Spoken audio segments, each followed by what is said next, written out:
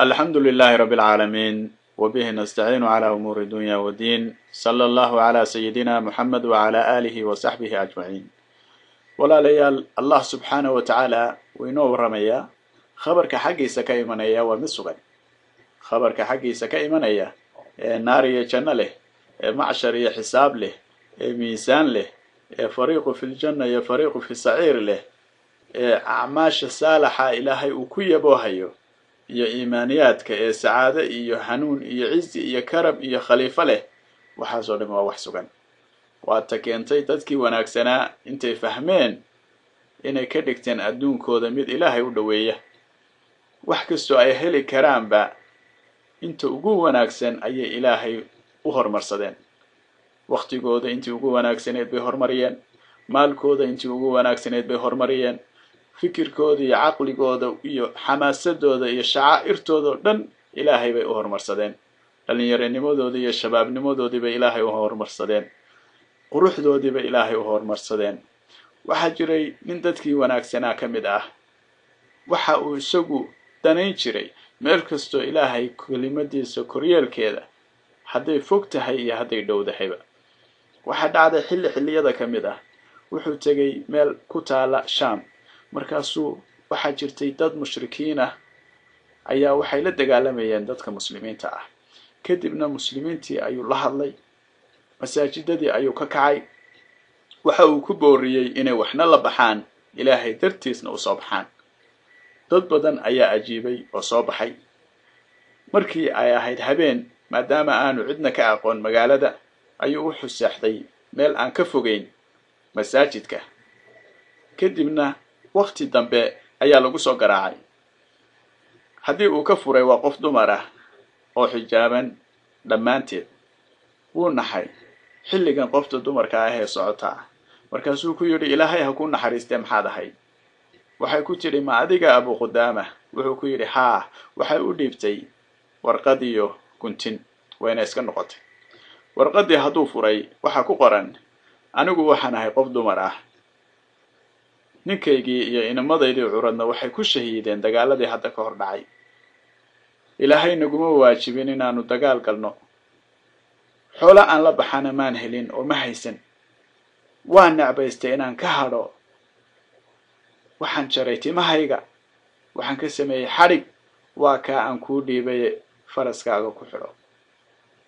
waan la astacajibay gabadha wanaagga iyo iimaanka ilaahay qalbigeeda dhigay subaxii markii aanu dhaqaaqnay oo ciidamadii wixii baxayay ay baxeen oo la diyaar garoobay oo magaaladii laga baxay waxa naga daba dhawaaqay wiil yar oo shaab ah aniga ku noqday waxaan ku yiri adeer maxaad ahayd wuxuu yiri ma adiga waxaan ahaa adeer inaad i raacaan rabaa waxaan ku yiri marada wajiga kugu xidhan iska fur haddii aad nin weyn tahay waadna raacaysaa wuu furay waa wiil yar oo shaab ah wajigiisa aad moodid kal qamar waxaan ku yiri ilaahay ha ku naxariisto aabaha u khidmee oo suxbadiisa wanaaji wuxuu igu yiri aabahay ma noola waxaan ku yiri hooyada u tag wuxuu yiri hooyaday miyadan garanayn waa islaantii xalayto ku timi ee ku keentay kuntinta iyo warqada waxay bartay 114 quraanka waxay bartay fartafuulka adayga waxay bartay saburka iyo xamilka waxayna ilaahay ka bariday markaan soo baxayay inuu ka aqbalo wiilkeeda shahaadadiisa haygu celin hooyaday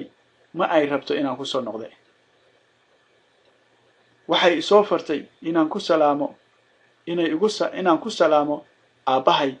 iyo walaalahayga iga weynaa ee kal hore shahiiday waxaan ku yiri inakeen runtiina waan la astacajibay qoftan hooyada ah iyo ubadkan iyo qoyskan wanaagsan markii dadku uu daalana wiilka yari ma daalana mar walba waa nashiid waxa loo baahday cid u khidmaysa oo qada u soo samaysa markaasuu yiri aniga ayaa u soo sameynaya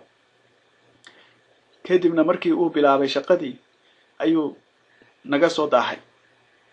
waxa leeyahay yiri Abu Qudaama saaxiibka uu naga daahay ee balka wardoon haddaan u tagay wiilkii markii shaqadii qayb kamida qabtay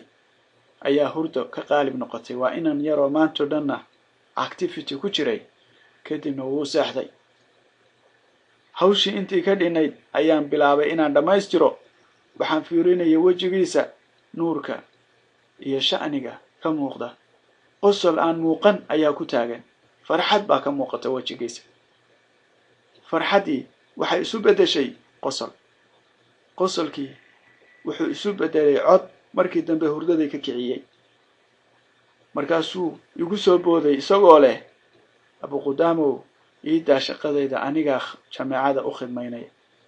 waxaan ku yiri ma khidmaynaysid kuna dayn maayo ilaa aad ii sheegtid wixii ka qosliyay ee hurdada ka kiciyay wuxuu yiri maad idaysid aniga iyo ilaahay hanoo ahaatee waxaan ku yiri ii sheeg wuxuu yiri waxaan galay ilaahay dhulu garanayo oo janna ah wa arduha sa'faran wa na'im al-muqim alladhina la yahulu wa la yasul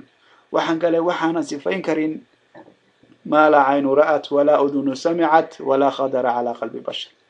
لا يصف واصفون ما صفين كرو وحي أنا أركي waxaan ku socday dhul sidaasa waxa hortayda qasri aad u weyn oo ilaahay uu garanayo qiimihiisa iyo siduu yahay iyo waxa uu ka samaysan yahay astaajibaan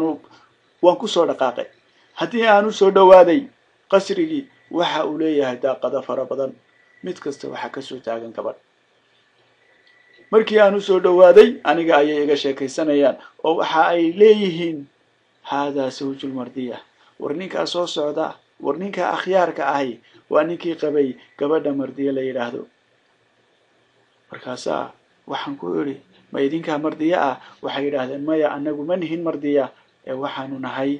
shaqaalaheedii khaatimiinteedii ma waxaad rabtaa inaad aragtid ha soo kor baa leegu yiri oo kaalay gudaha soo gal oo kaalay halkan tag kadibna waan soo koray markaasaan waxaan hore u galay kadibna waxaan tagay qol ay ku jirto mardiya albaabkan iska soo taagay gudaha hadii aan soo galay ilaahay jalla wa ala hadaanu ina xariisan lahayn xaqiiqatan ma garan lahaa saan noqon lahaa